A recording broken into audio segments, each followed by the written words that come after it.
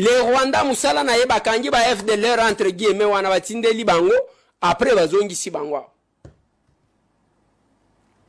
Parce que selon Kagame, les Rwandais ne peuvent jamais vivre sans le Congo. Bazana nini? À part quelques ngomba bazana ngowana, bachaba gorille, quelques gorilles nde batu bakenda ko visiter. Bazana nini? Vina bango mobimbeza liao. Mais ba profita kana position na bino ba Congolais ya lokoso. Nengo zomona lelo Claudel Lubaya akeko vanda na Joseph Kabila. Il a oublié que il y a peu de déclaration sur Joseph Kabila jusqu'à les taxer que c'est quelqu'un qui n'a pas pu s'intégrer dans la culture congolaise. En d'autres termes, abenga que yaza Rwandais. Si ko keko vanda lisusu na Rwandais obenga ka Rwandais, les propos de Claudel ngate mutu nazolo ba Peter Tchani mutu azaji kotuna. Le président de la République a tenu une conférence de presse où il s'est exprimé de manière succincte. Qu'avez-vous retenu de sa communication? C'était pour lui une occasion non pas de rendre des comptes, mais plutôt de régler des comptes à tous ceux dont il pense qu'ils peuvent être responsables, ou qui le rendent d'ailleurs responsable des malheurs du peuple congolais.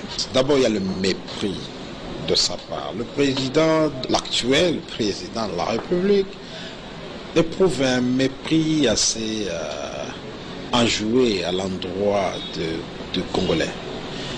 Il a fait montre d'un cynisme parce que il est intervenu 3 semaines après les tueries du 31 décembre. Moins de 2 semaines après les tueries du 21 janvier. Mais aussi moins de 2 semaines, ou sinon 2 semaines, après tout ce qu'on a connu comme inondation dans Kinshasa et qui ont fait une 20aine de morts. Il est intervenu également peu de temps après, enfin pendant, nous y sommes encore, le pays est presque en état d'urgence de choléra. Mais du début à la fin, pendant 2 heures et demie, l'actuel président de la République a ignoré tout cela. Il a ignoré. Il a présenté des condoléances aux personnes tombées. Il a présenté les condoléances sans exprimer le moindre regret. Deuxième chose que j'ai retenue, c'est aussi le mépris pour la classe politique congolaise. C'est vrai, il y a tout à dire, mais lorsque le président, l'actuel président de la République dit qu'il était seul à faire la promotion. Dans la campagne de la Constitution, Lubaya et consort, vous étiez dans les bistrots. Hein? Ça m'a quand même choqué, dans la mesure où il y a une connivence, et il y a un rapport entre ce qu'il dit et ce que disent les Rwandais des Congolais. Les Rwandais disent Congomania, Nebatia Ovi, qui sont dans les femmes, dans l'alcool et dans l'argent et tout ça dans les voitures. Et que cela vienne du président de la République, il y a quand même beaucoup de questions à se poser pour savoir finalement, est-ce que ça vient de son cœur, ça vient du fond de son cœur. Est-ce qu'il a menti? Est-ce qu'il a menti? Il a tout ça a été mis dans sa bouche, ça a été mis dans sa bouche. Mais si ça a été mis dans sa bouche, c'est par qui? Est-ce par le Rwandais qui le disent tout le temps ou par des Congolais? La personne qui s'est exprimée samedi, ce n'est pas le président de la République démocratique du Congo, c'est quelqu'un d'autre qui s'exprimait bien sûr face aux médias et qui parlait de la situation de notre pays. En faisant des projections dans 2, 3, 4 ans. S'il était le président de la République démocratique du Congo, et si c'était Joseph Kabila, bien sûr, c'est quelqu'un qui appartient à un passé lointain, qui a épuisé son premier mandat, qui a totalement épuisé son second mandat, qui a épuisé le bonus, le sursis qui lui avait été accordé dans le cadre de l'accord, mais plus grave, qui est dans les heures supplémentaires qui lui ont été accordées par Miki Allé lors de son dernier séjour à Kinshasa. Alors quelqu'un comme ça doit être humble. Il devait être humble pour comprendre qu'il n'a plus de légitimité, il n'a plus de mandat. Pour avoir autant d'arrogance et surtout autant de cynisme lorsque, en s'exprimant, il essaie de régler les comptes aux personnes qui lui disent la vérité, mais surtout qui le ramènent sur le bon chemin. Le bon chemin pour lui, c'est quoi? C'est qu'il dépose. C'est qu'il se retire du pouvoir. Il dit que le processus des élections est irréversible et tous ceux qui voudront barrer la route, le terme d'ailleurs qu'il utilise, c'est inadmissible pour ceux qui voudront torpiller ce processus. Ça, c'est sa conception autocratique de la démocratie et du pouvoir. Le processus électoral est en cours, mais le meilleur processus électoral, c'est sans lui, pas avec lui. Pourquoi? Parce qu'aujourd'hui, les faits le démontrent. Il avait la possibilité d'organiser ces élections en 2011. Il ne les a pas organisées parce que le cycle électoral n'a pas été achevé. Il devait les organiser en 2016, il ne l'a pas fait. Il devait le faire en 2017, il ne l'a pas fait. Ça veut dire quoi? Que pour qu'il y ait élection, il faut résoudre d'abord un préalable. Le préalable, c'est quoi? C'est son départ. Le Congolais n'est pas bête, le Congolais n'est pas dupe. Non, il a cherché à changer le Congolais, il n'a pas pu. C'est ça son plus grand échec d'ailleurs, il a dit. Hein. Changez-vous nous tous là, il n'a pas pu malheureusement. Comme ça a été dit, le président Kabila incarne le mal congolais aujourd'hui. Oh. Et donc, incarnant le mal, il aurait aimé faire quoi des Congolais qui deviennent tous des mots? Non. Je crois que les Congolais ne l'ont pas suivi et il a raison. C'est tout simplement parce qu'il n'a pas été clair avec les Congolais. Il ne leur a pas proposé quelque chose de concret, de précis, qui pouvait les accrocher. Et cet aveu d'échec veut aussi dire quoi? Il y a eu de sa part un refus d'intégration dans la congolité ici. Il ne s'est pas intégré. Parce que s'il s'était intégré, je crois que le Congolais l'aurait suivi. Mais il a refusé de s'intégrer, il est resté distant vis-à-vis des Congolais, il est resté méfiant vis-à-vis des Congolais. La conséquence, il la voit aujourd'hui, c'est que les Congolais aussi se sont méfiés de lui, mais malheureusement, lui, il les méprise. C'est comme ça que quand ils veulent manifester leurs droits, quand ils veulent manifester pour revendiquer leurs droits, il envoie l'armée, il envoie la police. Il a dit la Constitution interdit à l'autorité, donne le droit à l'autorité d'interdire les marches. Il envoie l'armée et la police pour aller tuer. Et là, il commet des fautes, il commet des crimes imprescriptibles. Et c'est ce mépris, c'est cette arrogance, c'est ce cynisme enjoué qui explique justement que le Congolais se méfie de lui et que le Congolais ne puisse pas le suivre. Il a beaucoup à regretter que le Congolais ne l'ait pas suivi, mais je crois aussi que le Congolais aussi sont fiers de ne pas l'avoir suivi. Ils sont fiers de ne pas avoir été transformés par lui, parce que de toutes les façons, je ne pense pas dans le contexte actuel qu'il ait été un modèle ou qu'il ait proposé un modèle quelconque que le Congolais pouvait suivre. Voilà. Talaka ba politicien biso tozana bango. Mais pour ses intérêts personnels, il oublie tout. Akekun. Namboka na biso eloko tozo senga lobby, je regardais la télé na obsèque ya Jimmy Carter na lobby voilà la République. Okomona Obama bazo sekana Trump. Okomona kuna George Bush azakuna. Otali awa omoni Biden. Omoni donc ozomona batutu wana bavandi ezana matanga ya ndeko. Les Rwandais musala na yeba kangi ba FDLR entre guillemets wana batindeli bango après bazongi si bango. Parce que selon Kagame, les Rwandais ne peuvent jamais vivre sans le Congo. Bazana nini? À part quelques ngomba bazana ngo wana bachaba gorille, quelques gorilles nde bato bakenda ko visiter. Bazana nini?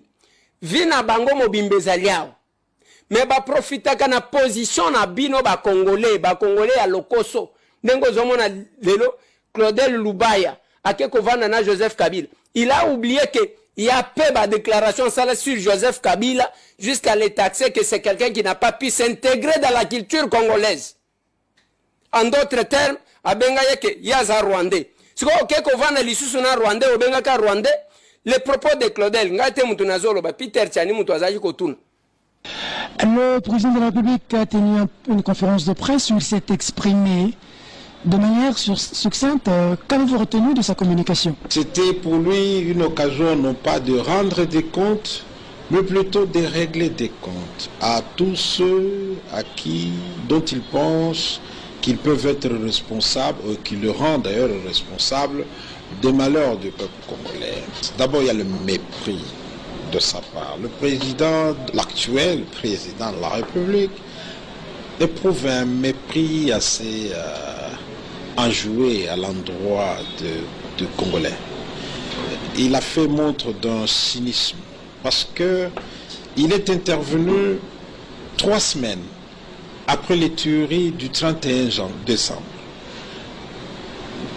moins de 2 semaines après les tueries du 21 janvier, mais aussi moins de 2 semaines, ou sinon 2 semaines, après tout ce qu'on a connu comme inondation dans Kinshasa et qui ont fait une vingtaine de morts. Il est intervenu également peu de temps après, enfin pendant, nous y sommes encore, le pays est presque en état d'urgence de choléra. Mais du début à la fin, pendant 2 heures et demie, l'actuel président de la République a ignoré tout cela. Il a ignoré... Il a présenté des condoléances aux personnes tombées. Il a présenté les condoléances sans exprimer le moindre regret. Deuxième chose que j'ai retenue, c'est aussi le mépris pour la classe politique congolaise. C'est vrai, il y a tout à dire, mais lorsque le président, l'actuel président de la République dit qu'il était seul à faire la promotion. Dans la campagne de la Constitution, Moubaya et consorts, vous étiez dans les bistrots. Hein? Ça m'a quand même choqué, dans la mesure où il y a une connivence, et il y a un rapport entre ce qu'il dit et ce que disent les Rwandais des Congolais. Les Rwandais disent Congomania, Nebatiaovi, qui sont dans les femmes, dans l'alcool et dans l'argent et tout ça dans les voitures. Et que cela vienne du président de la République, il y a quand même beaucoup de questions à se poser pour savoir finalement, est-ce que ça vient de son cœur, ça vient du fond de son cœur. Est-ce qu'il a menti? Est-ce qu'il a menti? Il a tout ça a été mis dans sa bouche, ça a été mis dans sa bouche. Mais si ça a été mis dans sa bouche, c'est par qui? Est-ce par le Rwandais qui le disent tout le temps ou par des Congolais? La personne qui s'est exprimée samedi, ce n'est pas le président de la République démocratique du Congo, c'est quelqu'un d'autre qui s'exprimait bien sûr face aux médias et qui parlait de la situation de notre pays. En faisant des projections dans 2, 3, 4 ans. S'il était le président de la République démocratique du Congo, et si c'était Joseph Kabila, bien sûr, c'est quelqu'un qui appartient à un passé lointain, qui a épuisé son premier mandat, qui a totalement épuisé son second mandat, qui a épuisé le bonus, le sursis qui lui avait été accordé dans le cadre de l'accord, mais plus grave, qui est dans les heures supplémentaires qui lui ont été accordées par Miki Allé lors de son dernier séjour à Kinshasa. Alors quelqu'un comme ça doit être humble. Il devait être humble pour comprendre qu'il n'a plus de légitimité, il n'a plus de mandat. Pour avoir autant d'arrogance et surtout autant de cynisme lorsque, en s'exprimant, il essaie de régler les comptes aux personnes qui lui disent la vérité, mais surtout qui le ramènent sur le bon chemin. Le bon chemin pour lui, c'est quoi? C'est qu'il dépose. C'est qu'il se retire du pouvoir. Il dit que le processus des élections est irréversible et tous ceux qui voudront barrer la route, le terme d'ailleurs qu'il utilise, c'est inadmissible pour ceux qui voudront torpiller ce processus. Ça, c'est sa conception autocratique de la démocratie et du pouvoir. Le processus électoral est en cours, mais le meilleur processus électoral, c'est sans lui, pas avec lui. Pourquoi? Parce qu'aujourd'hui, les faits le démontrent. Il avait la possibilité d'organiser ces élections en 2011. Il ne les a pas organisées parce que le cycle électoral n'a pas été achevé. Il devait les organiser en 2016, il ne l'a pas fait. Il devait le faire en 2017, il ne l'a pas fait. Ça veut dire quoi? Que pour qu'il y ait élection, il faut résoudre d'abord un préalable. Le préalable, c'est quoi? C'est son départ. Le Congolais n'est pas bête, le Congolais n'est pas dupe. Non, il a cherché à changer le Congolais, il n'a pas pu. C'est ça son plus grand échec d'ailleurs, il a dit. Hein. Changez-vous, nous tous là, il n'a pas pu malheureusement. Comme ça a été dit, le président Kabila incarne le mal congolais aujourd'hui. Et donc, incarnant le mal, il aurait aimé faire quoi des Congolais qui deviennent tous des mots? Non. Je crois que les Congolais ne l'ont pas suivi et il a raison. C'est tout simplement parce qu'il n'a pas été clair avec les Congolais. Il ne leur a pas proposé quelque chose de concret, de précis, qui pouvait les accrocher. Et cet aveu d'échec veut aussi dire quoi? Il y a eu de sa part un refus d'intégration dans la congolité ici. Il ne s'est pas intégré. Parce que s'il s'était intégré, je crois que le Congolais l'aurait suivi. Mais il a refusé de s'intégrer, il est resté distant vis-à-vis des Congolais, il est resté méfiant vis-à-vis des Congolais. La conséquence, il la voit aujourd'hui, c'est que les Congolais aussi se sont méfiés de lui, mais malheureusement, lui, il les méprise. C'est comme ça que Quand ils veulent manifester leurs droits, quand ils veulent manifester pour revendiquer leurs droits, il envoie l'armée, il envoie la police. Il a dit la Constitution interdit à l'autorité, donne le droit à l'autorité d'interdire les marches. L'armée et la police pour aller tuer. Et là, il commet des fautes, il commet des crimes imprescriptibles.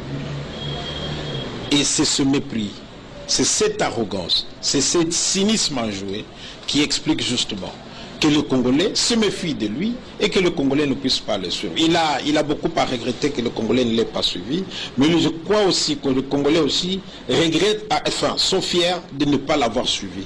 Ils sont fiers de ne pas avoir été transformés par lui, parce que de toutes les façons, je ne pense pas dans le contexte actuel qu'il ait été un modèle ou qu'il ait proposé un modèle quelconque que le Congolais pouvait suivre. Voilà. Talaka ba politicien biso tozana bango. Mais pour ses intérêts personnels, il oublie tout. Akekun. Namboka na biso eloko tozo senga lobby, je regardais la télé, na obsèque ya Jimmy Carter, na lobby voilà la République. Okomona Obama, bazo sekana Trump. Okomona kuna George Bush azakuna. Otali awa omoni Biden, omoni. Donc ozomona batutu wana bavandi ezana matanga ya ndeko.